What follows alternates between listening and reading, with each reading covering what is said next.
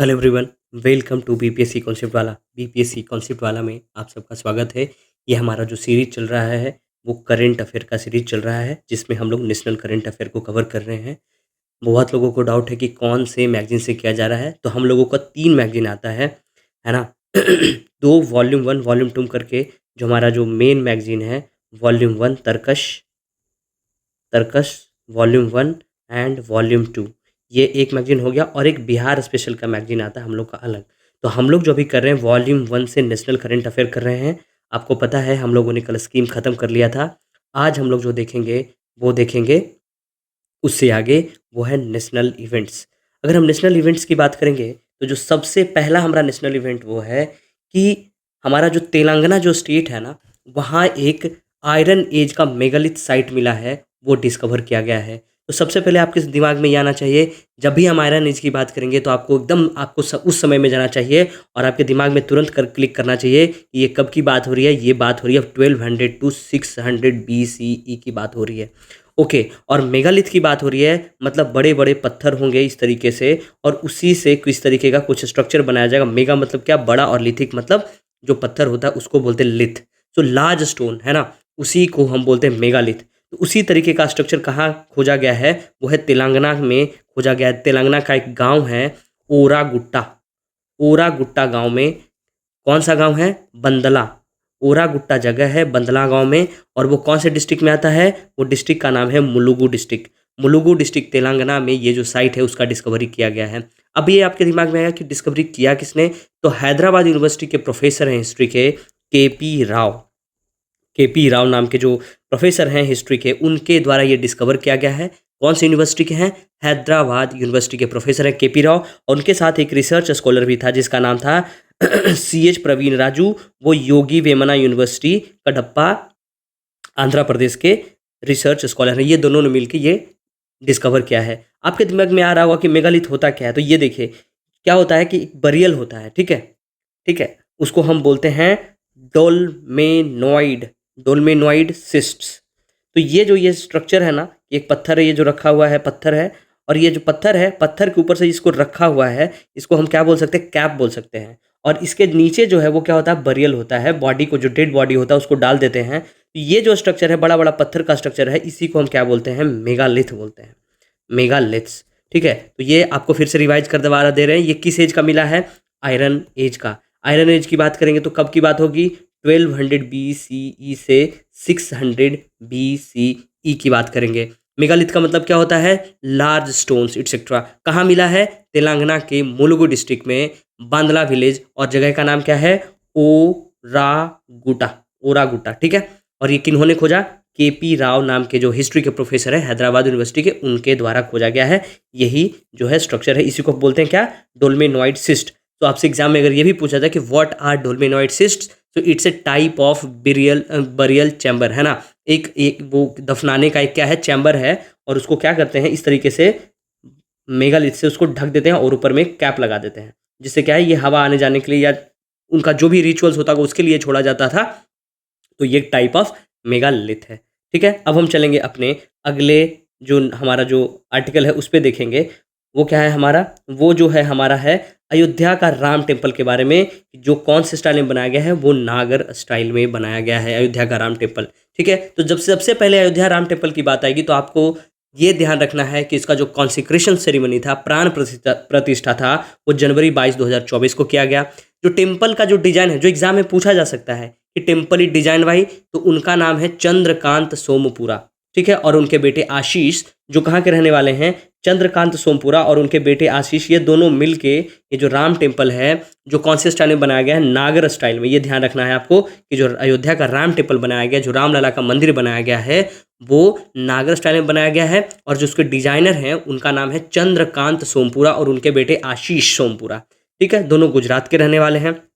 और अगर हम बात करेंगे जो मूर्ति है, जो आइडल है रामलला का, तो उसके जो स्कल्पचर है ना, उसके जो स्कल्पचर हैं वो कौन है, तो उनका नाम क्या है, अरुण योगीराज, और वो कहाँ के रहने वाले हैं, मैसूर के रहने वाले हैं। अगर हम बात करेंगे टेम्पल की हाइट विड्थ की, सबसे पहले हम टेम्पल को देख लेते हैं। ये जो टेम्पल है, ठीक है, इसको बोलते हैं प्लिंथ। ये जो टोटल एरिया, जो बेस एरिया होगा उसको हम प्लिंथ बोलते हैं।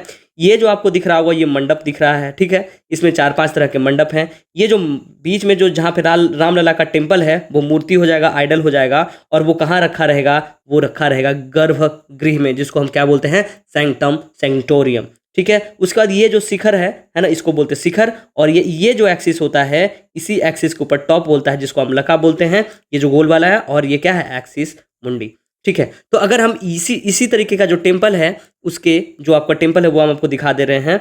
वो टेम्पल क्या है, ये हमारा राम टेम्पल है, ठीक है। अयोध्या का जो राम टेम्पल है वो ग्राउंड फ्लोर का है, मार्बल फ्लोरिंग है, फर्स्ट फ्लोर, सेकंड फ्लोर, और ये स्ट्रक्चर है। तो अगर हम बात करेंगे इसकी लेंथ की, तो ये 380 फीट लेंथ का है, ठीक है। इसका जो लेंथ है वो 380 फीट है। इसका जो विड्थ है, जो इसका चौड़ाई है, वो है 250 फीट। और इसका जो ऊंचाई है, जो हाइट है, वो है 161 फीट, ठीक है। इसमें टोटल 392 पिलर्स हैं और 44 डोर्स हैं।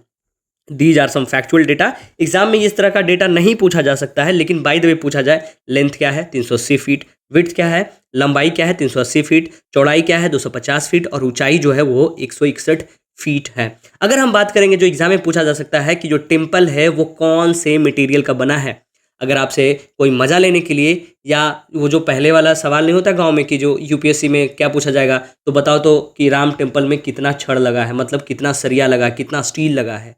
तो आपको ये बता दें फॉर योर ट्रिवियल नॉलेज कि ये कॉन्क्रीट का स्ट्रक्चर नहीं है, ये स्टोन का स्ट्रक्चर है। तो इसमें जीरो, कुछ भी स्टील नहीं लगा है, ठीक है। इसमें अगर आपसे पूछे कि कितना स्टील लगा है, जो जिसको हम लोग क्या बोलते हैं, सरिया बोलते हैं, तो इसमें 0 kg ऑफ स्टील लगा, क्योंकि ये पूरा का पूरा जो स्ट्रक्चर है वो क्या है, स्टोन का स्ट्रक्चर है। तो कौन सा स्टोन यूज किया गया है, तो जो मेन टेम्पल है उसमें जो वो जो स्टोन लगा गया है उसको बोला गया है बंसी पहाड़पुर पिंक सैंड स्टोन। क्या नाम है, बंसी पहाड़पुर पिंक सैंड स्टोन, ठीक है। ये सैंड स्टोन, ये जो पूरा मंदिर है वो बंसी पहाड़पुर पिंक सैंड स्टोन का बना हुआ है। वो कहाँ से लाया गया था, वो राजस्थान के भरतपुर से लाया गया था। और जो प्लिंथ लेवल है, आपको जो दिखाए थे ना, जो नीचे इसके ग्राउंड के नीचे जो प्लिंथ है, वो किसका बना हुआ है, तो वो ग्रेनाइट का बना हुआ है। रीजन क्या है ग्रेनाइट वो के होने का, कि जो ग्रेनाइट है वो सबसे हार्डेस्ट स्टोन होता है, दैट्स वाई। और वो कहाँ से लाया गया था, वो कर्नाटका और तेलंगाना से ग्रेनाइट लाया गया था। अगर हम बात करेंगे फ्लोर और इनले वर्क की, जो सजावट है, जो श्रृंगार है मंदिर का सुंदरता के लिए, वो मार्बल का बनाया गया था, और कलरफुल मार्बल। और मार्बल आपको पता है कि सबसे अच्छा मार्बल कहाँ मिलता है, मकराना में। मकराना कहाँ है, राजस्थान में। These are the factual data. अब इसमें मंदिर का थोड़ा कैरेक्टरिस्टिक क्या है कि इसमें 5 मंडपाज हैं। आपको दिखाए थे अभी कि जो मंडप है इसको क्या बोलते हैं, ये मंडपा। तो इस तरीके का जो है वो 5 मंडप है। कौन कौन सा मंडप है, पहला जो है वो है नृत्य मंडप, रंग मंडप, उसके बाद सभा मंडप, प्रार्थना मंडप और कीर्तन मंडप। कि एक में कीर्तन होगा, एक में प्रार्थना होगा, एक में सभा होगा, एक में रंग होगा और एक में नृत्य होगा, ठीक है। अगर हम बात करेंगे थोड़ा सा कि ये जो रामलला का जो हमारा जो मूर्ति है, जो आइडल है, उसकी बात करेंगे, तो ये 2.5 बिलियन ईयर ब्लैक ग्रेनाइट का ये बना हुआ है, ब्लैक ग्रेनाइट। और इसका जो नाम दिया गया है उसको बोला गया है कृष्ण शिला स्टोन। कृष्ण का मतलब काला, शिला का मतलब पत्थर, ठीक है। कृष्ण शिला स्टोन का ये मूर्ति बनाया गया हमारे रामलला जी का। और जो इसमें एक जो पत्थर लाया गया था वो नेपाल के गंडकी रिवर से शालिग्राम पत्थर लाया गया था। शालिग्राम बोला जाता है कि विष्णु, लॉर्ड विष्णु जो है, जो भगवान विष्णु है, उनका पार्ट है। दैट्स वाई नेपाल से पत्थर मंगवाया गया था और उसका भी मूर्ति में लगाया गया था। तो आपको बस ये ध्यान में रखना है कि जो मेन टेम्पल है वो बंसी पहाड़पुर पिंक सैंडस्टोन का बना हुआ है। वो कहाँ से लाया गया था, भरतपुर राजस्थान से। जो प्लिंथ है वो ग्रेनाइट से, फ्लोर इनले जो मार्बल मकराना से। 5 मंडपा है, नृत्य, रंग, सभा, प्रार्थना और कीर्तन। 392 पिलर्स एंड 42 डोर्स हैं। Length 380 feet, width 250 feet, height 161 feet. जो एग्जाम में पूछने वाला चीज है वो क्या है कि who is the designer of, who is the architect of temple. So the name is Chandrakanta Sompura and his son Ashish Sompura, and the idol, the sculpture of Ramlala idol, Arun Yogiraj from Mysore। ठीक है, consecration कब हुआ था, इसका जो प्राण प्रतिष्ठा कब हुआ था, वो जनवरी 22, 2022 को। और कौन से स्टाइल में बना हुआ है, तो आपको देखने से ही लग रहा हो कि जो नागर स्टाइल है उसमें ये मंदिर बना हुआ है। ठीक है, इसमें अब आप जानने की बात क्या है कि इसको आपको ये पता होना चाहिए कि ये जो डिस्प्यूटेड जो जगह था वो क्या था। तो हम आपको शॉर्ट में बहुत ही ब्रीफ में बताएंगे। ये जो बाबर जब आए थे तो बाबर के द्वारा ये वहाँ पे बोला गया कि मंदिर को तोड़ के मस्जिद बनाया गया था, इसलिए इसका नाम बाबरी मस्जिद रखा गया था। उसके बाद क्या हुआ था कि 1528 में, ठीक है, 1528 में मीर वाकी जो कमांडर किसका था, बाबर का, उसके द्वारा ये बनाया गया था। कब बनाया गया था, 1528 में। 1528 के बाद 1858 में निहंग सिख के द्वारा पहली बार बाबरी मस्जिद में लोग घुस गए, ठीक है। उसके बाद क्या होता है 1858 के बाद कि 1885 में पहली बार एक निर्मोही अखाड़ा था, वहाँ के महंत थे रघुवर दास, ठीक है, उनके द्वारा कोर्ट में एक लीगल सूट किया जाता है और पहली बार क्लेम किया जाता है ये जो लैंड है वो राम जन्मभूमि का लैंड है, और क्लेम किया जाता है और एक लीगल केस सूट किया जाता है और बोला जाता है कि जो मस्जिद का चबूतरा है वहाँ पे मंदिर बनना चाहिए, ठीक है। उसके बाद 1885 के बाद क्या होता है कि 22 और 23 दिसंबर की रात को क्या होता है 1949 में कि कुछ हिंदू लोग मस्जिद में घुस जाते हैं और वहाँ भगवान राम की मूर्ति को स्थापित कर देते हैं। उसके बाद क्या था, बाद में आपको पता है कि अडवाणी जी रथ यात्रा निकालते हैं 10,000 किलोमीटर का, कहाँ से कहाँ तक का, सोमनाथ से अयोध्या का, और वो सब कर सेना को आके बोलते हैं कि हम लोगों को क्या करना है, बाबरी मस्जिद को डिमोलिश करना होता है, और वो फाइनली 6 दिसंबर 1992 को बाबरी मस्जिद को डिमोलिश कर देते हैं। दिस इज़ वेरी अनफॉर्चुनेट, है ना, कि इस तरीके का घटना हमारे देश में हुआ, बट हुआ, मानना पड़ेगा, ठीक है। उसके बाद क्या होता है कि 1993 में जब ये बहुत डिस्प्यूटेड हो जाता है तो 1993 में 1993 में क्या होता है कि सेंट्रल गवर्नमेंट जो पूरा एरिया था 67.7 एकड़ लैंड को क्या करती है, एक्वायर कर लेती है। उसके बाद 2009 में क्या होता है कि 2009 में क्या होता है कि जस्टिस MS लिवरहन के द्वारा एक इंक्वायरी कमीशन बनाया जाता है और उनके द्वारा रिपोर्ट सौंपा जाता है। 2010 में ये मैटर कहाँ जाता है, ये 2010 में ये इलाहाबाद हाई कोर्ट में मैटर जाता है, और इलाहाबाद हाई कोर्ट जो है 2010 में एक वर्डिक्ट देती है जिसमें 2:1 के मेजोरिटी में वर्डिक्ट देती है, जिसमें बोला जाता है कि कुछ लैंड अखाड़ा को जाएगा, कुछ लैंड जो है मस्जिद को जाएगा। लेकिन ये मैटर वहाँ रुकता नहीं है, फिर ये सुप्रीम कोर्ट जाता है, और सुप्रीम कोर्ट में जाने के बाद क्या होता है कि 5 जज बेंच बनती है, जिसके जो उस समय के जो चीफ जस्टिस ऑफ इंडिया होते हैं वो होते हैं रंजन गोगोई साहब होते हैं, और ये लैंडमार्क जजमेंट देते हैं 9 नवंबर 2019 को, ये डेट याद रखेगा। और क्या बोलते हैं कि 2.77 एकड़ का जो लैंड है वो दिया जाता है राम जन्मभूमि को, मतलब हिंदुओं को, और उसके बदले में एज ए कॉम्पनसेशन 5 एकड़ जमीन जो है वो सुन्नी वक्फ बोर्ड को दे दिया जाता है, ठीक है। उसके बाद क्या होता है 2020 में राम जन्मभूमि तीर्थ क्षेत्र ट्रस्ट बनता है और दिया जाता है मस्जिद अयोध्या मॉस्क बनाने के लिए, कि मस्जिद अयोध्या मस्जिद बनेगा, और वो कहाँ बनेगा, वो अयोध्या से बगल में धनीपुर विलेज में 5 एकड़ जमीन दिया जाता है और बोला जाता है कि वहाँ जाके आप अपना मस्जिद बनाइए। और 5 अगस्त 2020 को मोदी जी आते हैं और फाउंडेशन स्टोन डालते हैं राम मंदिर की बनाने की, ठीक है।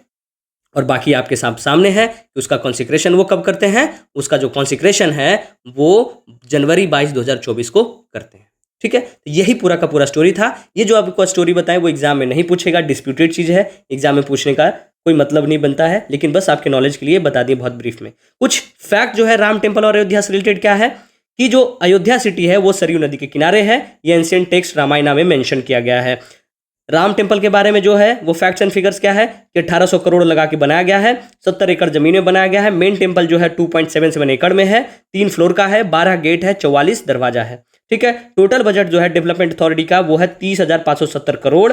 कंस्ट्रक्शन जो है और डिजाइन जो है L&T Larsen and Toubro company और टाटा कंसल्टेंसी इंजीनियर्स कंपनी के द्वारा ये बनाया गया था। टेक्निकल असिस्टेंस जो है वो IIT जो है रूरकी उनके द्वारा दिया गया था, और मैनेजमेंट जो है श्री राम जन्मभूमि तीर्थ क्षेत्र ट्रस्ट के द्वारा किया गया, ठीक है। उसके बाद प्राइम मिनिस्टर मोदी कॉमेमोरेट करने के लिए एक पोस्टल स्टैंप राम टेम्पल के लिए निकालते हैं, रिलीज करते हैं। और जो दूसरा है कि प्राइम मिनिस्टर मोदी इनोग्रेट क्या करते हैं, अयोध्या आनंद विहार टर्मिनल वंदे भारत एक्सप्रेस को भी करते हैं, और इनोग्रेट क्या करते हैं, newly built Maharishi Valmiki international airport Ayodhya in December 2023। So these were the facts related to Ayodhya and Ram temple, ठीक है। अब हम चलते हैं, ये सब कुछ आपको बता दिए, अब हम चलते हैं अगला। जब हमारे प्राइम मिनिस्टर मोदी साहब क्या करते हैं कि मंदिर का कंसिक्रेशन करते हैं तो वो 7-8 टेम्पल घूमते हैं, ठीक है, पूरे देश में। तो आपको क्या करना है कि वो टेम्पल का नाम याद रखना है और वो कहाँ है ये याद रखना है, वो रिलेटेड सब भगवान राम से है। तो जो पहला टेम्पल वो जाते हैं वो जो टेम्पल है उसका नाम है श्री कालाराम टेम्पल। ये जो टेम्पल आपको दिख रहा है इनका नाम है श्री कालाराम टेम्पल। श्री कालाराम टेम्पल क्यों? क्योंकि वहाँ जो भगवान राम का जो मूर्ति है वो क्या है, काले रंग का है, ब्लैक स्टैचू है, दैट्स वाई। और ये कहाँ है? ये नासिक में टेम्पल है। नासिक कहाँ है? महाराष्ट्र में, गोदावरी नदी के किनारे, ये पंचवटी एरिया में है। बोला जाता है कि वहाँ पे वनवास काटे थे भगवान राम, इसलिए वहाँ टेम्पल बनाया गया है। ये कब बनाया गया था? ये 1782 में सरदार रंगराव ओधिकर के द्वारा ये बनाया गया था। दूसरा टेम्पल जो जाते हैं मोदी जी, वो जाते हैं वीरभद्र टेम्पल। वीरभद्र टेम्पल को और हम क्या कहते हैं? वीरभद्र टेम्पल को हम लेपाक्षी टेम्पल भी बोलते हैं। क्या बोलते हैं? लेपाक्षी टेम्पल। लेपाक्षी जगह का नाम है इसलिए। लेपाक्षी का मतलब क्या होता है? लेपाक्षी का मतलब है कि ओ पक्षी उड़ जा। मतलब यहीं पे जब रावण माता सीता को वहां से उठा के पंचवटी वहां जो जहां वनवास काट रहे थे वहां से जब वो लंका ले जा रहा था तो रास्ते में जटायु मिलता है। जटायु जहां पे लड़ाई करते हैं वही जगह ये वीरभद्र टेम्पल बनाया गया है। ठीक है, बोला जाता है कि जो वीरभद्र टेम्पल है वो इनकारनेशन ऑफ शिवा है। ठीक है, ये कहाँ है? यह है श्री सत्य साई टेम्पल। श्री सत्य साई डिस्ट्रिक्ट आंध्र प्रदेश में है, एपी आंध्र प्रदेश में है। और ये 16th AD में विजयनगर एम्पायर के समय ही बनवाया गया था। ठीक है, तो ये है वीरभद्र टेम्पल, है ना, जिसको हम लेपाक्षी टेम्पल भी बोलते हैं। यहाँ शिव का इनकारनेशन माना जाता है। और क्यों ये यहाँ गए थे भगवान ये मोदी जी? क्योंकि जटायु जी यहीं लड़े थे और माता सीता को बचाने का कोशिश किए थे। ठीक है, अगला टेम्पल जो हमारा है वो है गुरुवयूर टेम्पल। ये जो टेम्पल है वो क्या है? गुरुवयूर टेम्पल। कहाँ है? ये है त्रिशूर केरला में, THRISUR केरला, त्रिशूर केरला में है। और ये बोला जाता है इस टेम्पल को द्वारका ऑफ साउथ। ठीक है, द्वारका ऑफ साउथ। ठीक है, आपको द्वारका 4 धाम जब आप सुने होंगे, है ना, कि हिंदुओं का जो 4 धाम है वो बहुत जरूरी है। आपको कमेंट करके क्या बताना है कि 4 धाम में कौन कौन सा जगह आता है, चारों जगह। ठीक है, आपको कमेंट करके ये बताना है। ये जो मंदिर है, ये जो टेम्पल है Guruvayur temple, dedicated to lord Krishna. अगला जो टेम्पल हमारे मोदी साहब जाते हैं वो है त्रिप्रयाग श्री रंग स्वामी टेम्पल, है ना। त्रिप्रयाग रंग स्वामी टेम्पल ये जो है ये भी कहाँ है? ये भी त्रिशूर केरला में ही है। ठीक है, और ये जो है वो कौन से बैंक नदी, ये आपको दिख रहा होगा ये नदी, तो ये नदी का जो नाम है उसका नाम है करुवनूर टेम्पल, करुवनूर रिवर, करुवनूर रिवर। ठीक है, करुवनूर रिवर के किनारे त्रिप्रयाग श्री रंगस्वामी टेम्पल है, डेडिकेटेड टू लॉर्ड राम। यहाँ लॉर्ड राम को क्या बोलते हैं? त्रिपयार थेवार। ठीक है, बोला जाता है कि यहाँ राम लक्ष्मण भरत शत्रुघ्न चारों भाई जो हैं यहाँ विजिट करने आते हैं। और ये जो 4 टेम्पल पिलग्रिमेज होता है ना, उसमें जिसको वहाँ बोलते हैं नालंबला दर्शन, उसी का एक पार्ट है। और बोला जाता है मंथ ऑफ रामायण मनाया जाता है, जिसको हम बोलते हैं कार्की द कम। ठीक है, ये बोला जाता है। और ये कहाँ है? केरला में है, त्रिशूर केरला में। Triprayag Shri Rangaswamy temple, dedicated to lord Ram. अगला जो टेम्पल है ये आप देख रहे होंगे, आप सब जानते होंगे, ये टेम्पल का नाम क्या है? श्री रंगनाथ स्वामी टेम्पल। क्या है? श्री रंगनाथ स्वामी टेम्पल, श्री रंगनाथ स्वामी टेम्पल। ठीक है, ये कहाँ है? ये आपको दिख रहा होगा, ये जो स्टाइल है ये नागर स्टाइल तो दिख नहीं रहा है, ये क्या है? द्रविडियन स्टाइल में बना हुआ है। ठीक है, द्रविडियन स्टाइल में बना हुआ है। और ये जो मंदिर है ये डेडिकेट किनको करता है? रंगनाथ को। रंगनाथ किसको बोलते हैं? रंगनाथ जो लॉर्ड विष्णु जो रिक्लाइनिंग फॉर्म में होते हैं ना, इस तरीके से सर होता है और इस तरह उनका हाथ होता है, जो रिक्लाइनिंग पोजीशन में होते हैं भगवान विष्णु, उन्हीं का इस रिक्लाइनिंग फॉर्म को बोलते हैं रंगनाथ। और ये कहाँ है? यह है तिरुचिरापल्ली तमिलनाडु में, और कावेरी और कोलिडम रिवर के आसपास में है। ठीक है, कहाँ है ये? तिरुचिरापल्ली कहाँ? तमिलनाडु। ठीक है, और ये कावेरी और कोलिडम रिवर के आसपास मिलती है। ठीक है, अगला जो टेम्पल है, ये जो टेम्पल आप देख रहे होंगे, बोला जाता है कि ये जो टेम्पल है यहाँ भगवान राम खुद आए थे, शिवलिंग का पूजा किए थे, है ना। और इनको बोलते हैं अरुलमिगु रामनाथ स्वामी टेम्पल। ठीक है, अरुलमिगु रामनाथ स्वामी टेम्पल, ये कहाँ है? ये है रामेश्वरम में। रामेश्वरम जो है, आपको हम जो पहले पूछे थे 4 धाम टेम्पल, तो जो साउथ में जो चौथा धाम है वो है रामेश्वरम। ठीक है, और ये आपको पता है कि 12 ज्योतिर्लिंग है, तो 12 ज्योतिर्लिंग में ये एक ज्योतिर्लिंग ये भी है रामेश्वरम में। ठीक है, रामेश्वर आइलैंड कहाँ? तमिलनाडु में। और ये जो है यहाँ जो भगवान है, जिनका भगवान पूजा किया जाता है वो है लॉर्ड शिव। अगला जो हमारा जो टेम्पल है ये जो है कोथन धर्मा स्वामी टेम्पल। क्या नाम है? कोथन धर्मा स्वामी टेम्पल। ठीक है, ये जो है फ्रंट व्यू है और ये जो उसका पीछे से है। ठीक है, ये क्या है? धनुषकोडी डिस्ट्रिक्ट, रामेश्वरम आइलैंड, तमिलनाडु में है। जो धनुषकोडी है, आप लोग सब सुनेंगे कि जो अबेंडन सिटी है, यहाँ कोई नहीं रहता, अबेंडन सिटी है, तो धनुषकोडी में ही ये टेम्पल है। बोला जाता है कोथन धर्मस्वामी को, किसको बोला जाता है कि जब राम भगवान ना वो हाथ में जो बो लेके रहते हैं ना, तीर धनुष, तो उसी का मतलब बोला जाता है कोथन धर्मस्वामी। तो वहाँ भगवान राम ये तीर और कमान के साथ हैं। ठीक है, और वो बोला जाता है कि पहली बार जो विभीषण से यहीं मिले थे भगवान राम, और मिलने के बाद विभीषण का राज्याभिषेक किए थे। ठीक है, तो यही जो टेम्पल था सब हम मोदी जी कॉन्सिक्रेशन के बाद जो राम भगवान से रिलेटेड है वहाँ गए थे। कौन कौन सा टेम्पल है आपको फिर से बता दे रहे हैं। ये जो टेम्पल है, सबसे पहला टेम्पल, उसका नाम है श्री कलाराम टेम्पल। ठीक है, नासिक महाराष्ट्र में है, गोदावरी नदी के किनारे है। अगला जो टेम्पल है जो देख रहे हैं ये है वीरभद्र टेम्पल, जिसको हम क्या बोलते हैं? लेपाक्षी टेम्पल भी बोलते हैं, है ना। और यहाँ जटायु जी लड़े थे। ठीक है, अगला जो टेम्पल है ये क्या है? गुरुबयार टेम्पल है, जिसको हम द्वारका ऑफ साउथ कहते हैं, और ये कहाँ है? त्रिशूर केरला में है। ठीक है, अगला जो टेम्पल है ये है त्रिप्रयार श्रीरंग स्वामी टेम्पल, डेडिकेटेड टू भगवान राम, और ये बैंक करुवानूर रिवर के किनारे में है, और ये कहाँ है? त्रिशूर केरला में है। आपको यही बताए थे कि राम लक्ष्मण भरत शत्रुघ्न चारों भाई का यहाँ पूजा किया जाता है। ठीक है, अगला जो टेम्पल है वो क्या है? रंगनाथ स्वामी टेम्पल, तिरुचिरापल्ली, कहाँ? तमिलनाडु, कावेरी और कोली डैम के किनारे में है, द्रविडियन स्टाइल में बना हुआ है। और रंगनाथ किसको बोलते हैं? जो लॉर्ड विष्णु का रिक्लाइनिंग कंडीशन है, रिक्लाइनिंग पोजीशन है, उसी को रिक्लाइनिंग फॉर्म को हम क्या बोलते हैं? रंगनाथ। अगला जो टेम्पल है वो क्या है? श्री अरुलमिगु रामनाथ स्वामी टेम्पल। ठीक है, ये वन ऑफ द 12th ज्योतिर्लिंग में आता है, और ये कहाँ? चार धाम जो है हमारा वो कहाँ है? रामेश्वरम में, वहाँ ये मंदिर है, जहां बोला जाता है कि राम भगवान खुद शिवलिंग की पूजा किए थे। ठीक है, अगला जो टेम्पल है वो है कोथन धरामाम स्वामी टेम्पल, धनुषकोडी रामेश्वरम में। ठीक है, तो यहाँ पे सारा मैगजीन जो मैगजीन में जितना भी मंदिर 7 जगह घूमे हैं, सबको आपको डिटेल में फोटो दिखा के बता दिए। फोटो इसलिए दिखाया गया ताकि आपको वो ध्यान में रहे। अगला जो हमारा जो न्यूज़ है वो है एक स्टैच्यू ऑफ वेलोर बनाया गया है। स्टैच्यू ऑफ वेलोर जो है वो किनका बनाया गया है, किनके बारे में बोला गया है?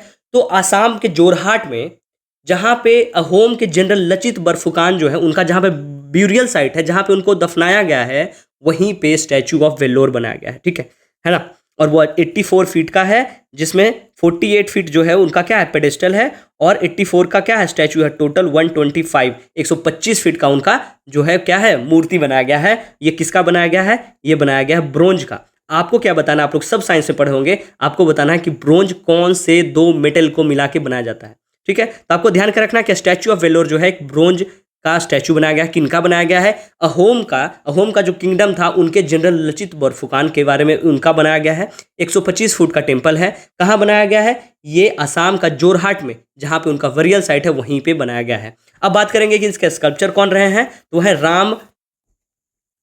Ram bungee सुतर, Ram B सुतर। ठीक है, और राम VANJISUTAR, राम बंजी सुतर। ये कहाँ के रहने वाले हैं? ये महाराष्ट्र के रहने वाले हैं। ठीक है, इनको 2016 में पद्म भूषण से भी नवाजा गया था।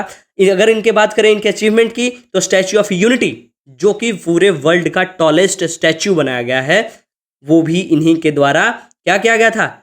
डिजाइन किया गया था। उसके बाद स्टैच्यू ऑफ प्रोस्पेरिटी, जो कहाँ है? बेंगलुरु में। किनका है? केम्पेगौड़ा स्टैच्यू जो है, केम्पेगौड़ा जो वहाँ के राजा थे बेंगलुरु के, उनका भी स्टैच्यू किनके द्वारा किया गया था? राम बंजी सुतर जी के द्वारा ही किया गया था। आपको क्या बताना है कि स्टैच्यू ऑफ यूनिटी जो है वो किनका वो मूर्ति बनाया, किनका स्टैच्यू है जो सबसे वर्ल्ड में टॉलेस्ट है, और उसका कितना हाइट है, ये आपको बताना है। अगर आपको बात आएगी जहाँ भी किस चीज़ का, आसाम का, तो अभी आपको वहाँ का जो मॉडर्म्स है, ठीक है, मॉडर्म्स जो है होम का जो ट्रेडिशनल टुमलेस बोलते हैं, जो बरियल करने का जो ट्रेडिशन है, उसको यूनेस्को के वर्ल्ड हेरिटेज साइट में ऐड किया गया है। जिसको कंपेयर किससे किया जाता है? कंपेयर किया जाता है इजिप्ट के पिरामिड से। ये जो है लचित बरफुकान साहब हैं, और ये कहाँ है? जोरहाट, आसाम में। ठीक है, इनका अगर मूर्ति की बात करें तो टोटल जो पूरा है वो 125 फुट का है, जिसमें से इनका जो मूर्ति है वो टोटल कितना था? 100 शायद 84 और 41। ये 84 है, और ये जो है पेडेस्टल ये 64 का है। हाँ, 41 sorry, I am very sorry, 41। ठीक है, 41 फुट का है। राम वंजी सूतर इनके स्कल्पचर हैं, ये आपको ध्यान में रखना है। ठीक है, अगला जो है हमारा वो है, आपको जो बता रहे थे ये मॉडेम्स, ये है मॉडेम्स, ये इस तरीके का ये स्ट्रक्चर बनाया जाता है और इसके नीचे क्या किया जाता है, वरियल किया जाता है ना, डेड बॉडी को दफनाया जाता है, जिसको हम कंपेयर किससे करते हैं, जो आप देखे होंगे पिरामिड इस तरीके का ट्रायंगुलर शेप में होता है, उससे कंपेयर कर देते हैं। इसी को यूनेस्को के वर्ल्ड हेरिटेज साइट में जगह दिया गया है। अगला जो हमारा है वो है क्या, शेला टनल। सेला टनल जो है वो कहाँ बनाया गया है, अरुणाचल प्रदेश में बनाया गया है। ठीक है, अरुणाचल प्रदेश। ठीक है, कब बनाया गया, कब इसका इनॉग्रेशन किया गया, इसका इनॉग्रेशन 9 मार्च 2024 को किया गया। किसके अंतर्गत किया गया, विकसित भारत विकसित नॉर्थ ईस्ट प्रोग्राम के तहत। विकसित भारत विकसित north east programme Arunachal Pradesh में 9 मार्च 2024 को इसका इनॉग्रेशन किया गया। बोला जा रहा है कि ये पूरे वर्ल्ड में longest bi lane road tunnel है at the altitude of 13,000 feet. 13,000 feet पे दुनिया का सबसे ऊंचा, है ना, बाई लेन रोड टनल बनाया गया है। ठीक है, अगर हम बात करिए कहाँ से कहाँ किसको कनेक्ट करेगा, तो ये तेजपुर आसाम को, ठीक है, तेजपुर आसाम को किससे कनेक्ट करेगा, तवांग से। ठीक है, तवांग वेस्ट कामेंग जो डिस्ट्रिक्ट है आंध्रा का, ये आंध्रा बोल रहे हैं, अरुणाचल का वेस्ट कामेंग, अरुणाचल प्रदेश का, वहाँ इसको ये कनेक्ट करेगा। ठीक है, उसका एक प्रोजेक्ट था किसका, बीआरओ के द्वारा बनाया गया है, बॉर्डर रोड ऑर्गेनाइजेशन के द्वारा, जो किसके अंदर काम करती है, ये काम करती है मिनिस्ट्री ऑफ डिफेंस के अंदर। ठीक है, उसी का एक प्रोजेक्ट था प्रोजेक्ट बरकत, ये बरतक। ठीक है, प्रोजेक्ट बरतक, प्रोजेक्ट बरतक। यहाँ पे देखिए ये जो प्रोजेक्ट बरतक है ये आज का नहीं है, ये 1963 में इसका नाम रीनेम किया गया था। तो 1960 में 1960 में क्या किया गया था, प्रोजेक्ट तुस्कर शुरू किया गया था। किनके द्वारा, जवाहरलाल नेहरू जी के द्वारा। उस समय के प्राइम मिनिस्टर जो थे जवाहरलाल नेहरू साहब, 1960 में प्रोजेक्ट तुस्कर, उसी को 1963 में प्रोजेक्ट बरतक नाम दिया गया। और नॉर्थ ईस्ट में जितने भी बॉर्डर एरियाज हो गए, ब्रिजेज बनाना हो गया, उसका काम यही करती थी प्रोजेक्ट बरतक के अंतर्गत। और जो प्रोजेक्ट बरतक है वो किसका प्रोजेक्ट है, वो है बॉर्डर रोड ऑर्गेनाइजेशन का। और बॉर्डर और रोड ऑर्गेनाइजेशन जो है बीआरओ है, वो किसके अंतर्गत काम करती है, मिनिस्ट्री ऑफ डिफेंस के अंदर। बोला जा रहा है इसमें ना 2 टनल होगा। ठीक है, एक ये टनल है, दूसरा ये टनल है। ठीक है, ये जो पहला टनल है वो 980 मीटर का है और ये जो दूसरा टनल है वो 1.5 किलोमीटर का है। ठीक है, जो दूसरा टनल है ये क्या है, स्केप टनल है। बाय द वे इमरजेंसी में ये टनल जो है किसी कारण से कोलैप्स कर जाती है, तो ये दूसरा टनल से क्या किया जाएगा, स्केप किया जाएगा। कहाँ से कहाँ कनेक्ट करेगी, आपको बताए थे कि तेजपुर, ठीक है, तेजपुर आसाम से ये तवांग, TAWANG, तवांग जो है ये अरुणाचल का, वहाँ वेस्ट कामेंग डिस्ट्रिक्ट, वहाँ ये कनेक्ट करेगी। ठीक है, टनल जो वह है 2 टनल है, पहला क्या है 980 मीटर का, दूसरा जो है 1.5 किलोमीटर का, ये ध्यान रखना है। और इसी कारण ये जो longest bi lane road tunnel बन जाता है पूरे वर्ल्ड का at an altitude of 13,000 foot का। ठीक है, ये जो है इसका रूट है। ठीक है, बस ये ध्यान रखना आपको कि जो शेला टनल है वो अरुणाचल में है। ठीक है, और वो 980 मीटर लंबा है, दूसरा जो है 1.5 किलोमीटर लंबा है। ये पूरे वर्ल्ड का सबसे ऊंचाई का 13,000 फीट से भी ज़्यादा ऊंचा में वाई लेन रोड टनल बन जाता है। ये तेजपुर आसाम को तवांग के वेस्ट कामेंग डिस्ट्रिक्ट आंध्र, ये अरुणाचल प्रदेश को ऐड करती है। और ये प्रोजेक्ट बरतक के अंतर्गत ये इसको बनाया गया था, जो बॉर्डर रोड ऑर्गेनाइजेशन के तहत काम करती है। ठीक है, अगला जो है हमारा आर्टिकल है वो है सुदर्शन सेतु। ठीक है, एक चीज़ और वहाँ कि जब ये पास बनाया जा रहा था, सेला पास के बाद पास में ही है, तो वहाँ पे एक मंकी का स्पीसी मिला जिसका नाम दिया गया क्या, सेला मकॉक या मकाका सेलई। ठीक है, अरुणाचल में एक नया मिला सेला पास जो है उसी के नज़दीक में एक मंकी का स्पीसी मिला जिसका नाम क्या दिया गया, सेला मकाक। ठीक है, अगला जो हमारा है वो है सुदर्शन सेतु। सुदर्शन सेतु का मतलब आपको क्या है कि ये भी एक क्या है, ब्रिज है। अब सुदर्शन सेतु कहाँ है, तो ये बोला गया है कि ये पूरे देश का, हमारे इंडिया का सबसे लॉन्गेस्ट केबल स्टेड ब्रिज है। इसका जो अगर हम बात करेंगे लंबाई का, तो वो 2.32 किलोमीटर।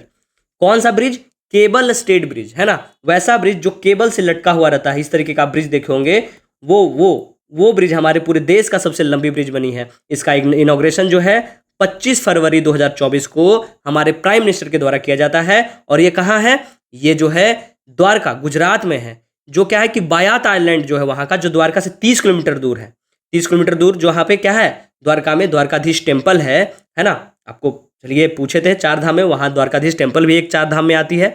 और इसको कहाँ से कहाँ कनेक्ट करेगी, ये ओखा जो द्वारका में है उसको कनेक्ट करेगी। ठीक है, इसका जो कॉस्ट है वो 980 करोड़ का कॉस्ट से बनाया गया है, ठीक है, 980 करोड़। तो आपको हम सेला पास का फोटो दिखा दे रहे हैं। ये सुदर्शन सेतु ये है, ये जो आपको दिख रहा है ना, ये जो केबल, जो तार जैसा, यही इसी को हम क्या बोलते हैं, केबल स्टेट ब्रिज बोलते हैं। तो जो सुदर्शन सेतु है पूरे इंडिया का सबसे लंबा केबल स्टेट ब्रिज बन गया है। इसका जो अगर हम लंबाई की बात करें तो वो क्या है, 2.32 किलोमीटर इसका क्या है, लेंथ है। और ये कहाँ कहाँ को कनेक्ट करती है, फिर से हम आपको बता दे रहे हैं। अगर हम बात करें तो एक पॉइंट जो है वो कहाँ है, बेयात आइलैंड, ठीक है, और दूसरा जो है ओखा, OKHA, ओखा, ठीक है। दोनों कहाँ है, द्वारका में ही है और ये गुजरात में है, ठीक है।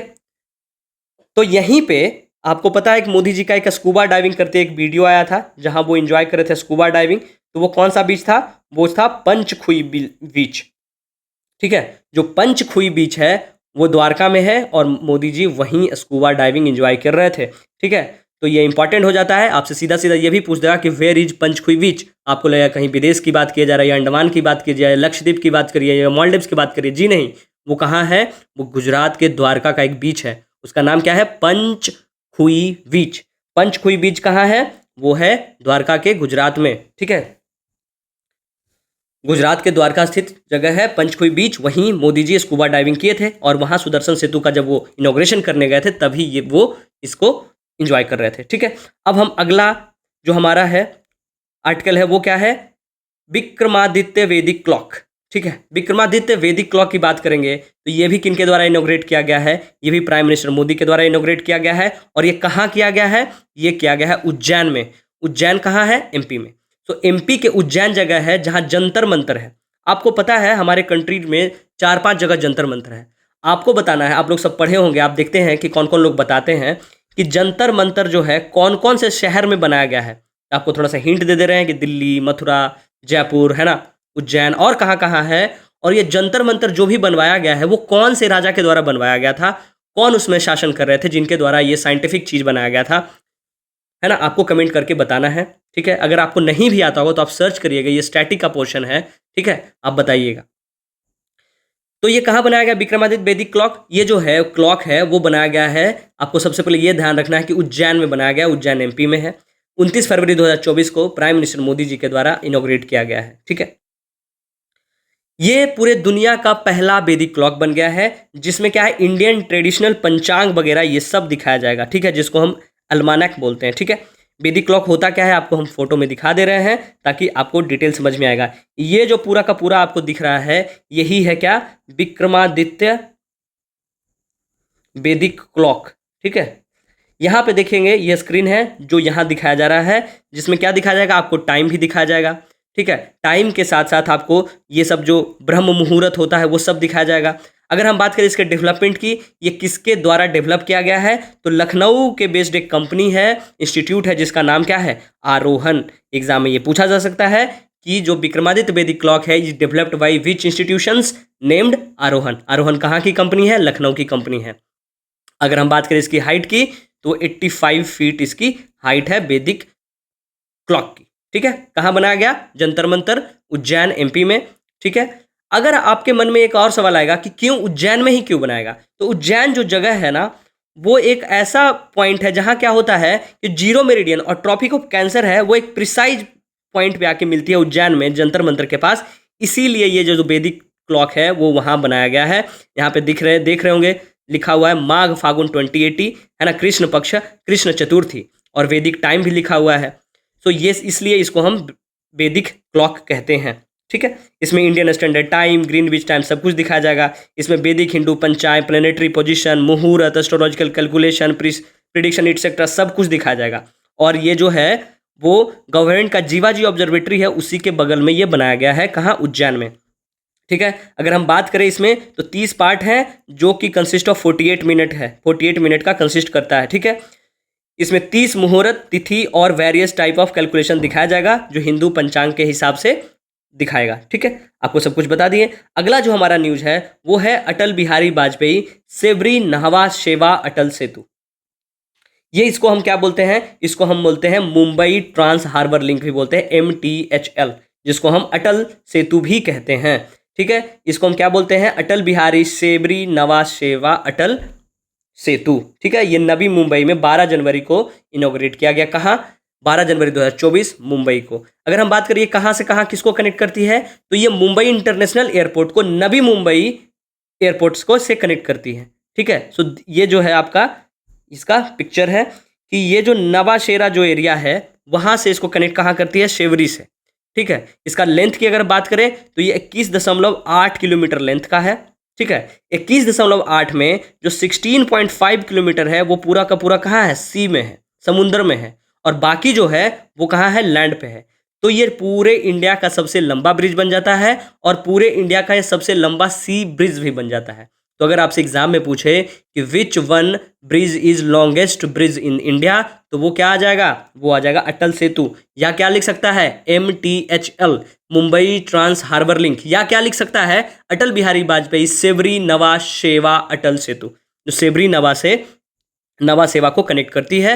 इसका कॉस्ट की अगर हम बात करें तो 17,840 करोड़ के कॉस्ट से ये बनाया गया था, है ना। और अगर हम बात करें मुंबई पोर्ट और जवाहरलाल नेहरू पोर्ट, उसके भी कनेक्टिविटी को ये क्या करेगी, इंप्रूव करेगी। ठीक है, तो आपको अटल बिहारी वाजपेयी सेबरी नवा सेवा अटल सेतु में क्या रखना है कि इसका दूसरा नाम जो है MTHL है, मुंबई ट्रांस हार्बर लिंक। ये जनवरी 12 को इनोग्रेट किया गया। इसका लेंथ 21.8 किलोमीटर है, जिसमें से 16.5 किलोमीटर क्या है, ये समुद्र में है। ये पूरे इंडिया का सबसे लंबा ब्रिज बन जाता है और इंडिया का सबसे लंबा सी ब्रिज भी बन जाता है। ये मुंबई इंटरनेशनल एयरपोर्ट को नवी मुंबई इंटरनेशनल एयरपोर्ट से कनेक्ट करती है और ये मुंबई पोर्ट और जवाहरलाल नेहरू पोर्ट को भी कनेक्टिविटी को भी क्या करती है, इंप्रूव करती है। और ये पूरे 17,840 करोड़ की लागत से बनाई गई है। ठीक है, तो यहाँ पे ये जो है हमारा खत्म होता है। कल से हम देखेंगे यह इसके आगे जो भी सोशलिस्ट पर्सन है आइकॉनिक कर्पूरी ठाकुर, उनको हम कल देखेंगे। तो आप लोग सब अच्छे से पढ़ते रहिए, रिवीजन करते रहिए, और जो आपसे सवाल पूछा गया है वो उसका जवाब दीजिए, पार्टिसिपेट करिए। जवाब देने से आप ही को फायदा होगा, आपके रिवीजन में फायदा होगा, आप अपना रिकॉल कर सकते हैं, कनेक्ट कर सकते हैं एक दूसरे से। ठीक है, सो फिर मिलते हैं कल, इससे आगे हम इसको डिटेल में फिर पढ़ते हैं। Thank you so much.